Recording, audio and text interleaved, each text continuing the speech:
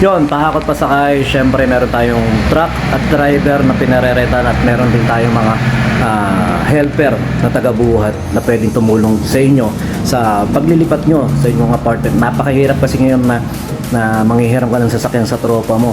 Di syempre utang na loob mo pa yon. Tapos pag nanghiram ka, pagagasan mo rin naman, pamimeryendahin mo pa. At minsan pa, inumin mo, di madodoble pa yung gastos mo.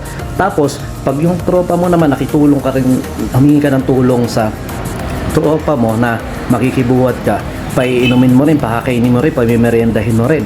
Hindi ganun pa, mapapalaki lang ang gastos mo. Kaya dito sa Pahakot Pasakay, tsak, yung gastos mo, malilesen natin. Dahil tsak, mura lang yung may bibigay natin sa mga taga-hakot. At mura lang din naman yung truck at driver natin. Kaya PM na kayo sa mga tropa natin naghahanap ng truck at driver para sa paglilipat nyo sa bago nyong apartment. Tsak, ito pasok sa budget nyo at saka yung truck na gagamitin natin, tsak, makakapasok sa lugar na paglilipatan nyo. Kaya PM lang po kayo sa Pahakot Pasakay at pag-usapan po natin yung detalye ng paglipat nyo. Yun lang, sumayin nyo ang kapayapaan. Peace be with you. God bless.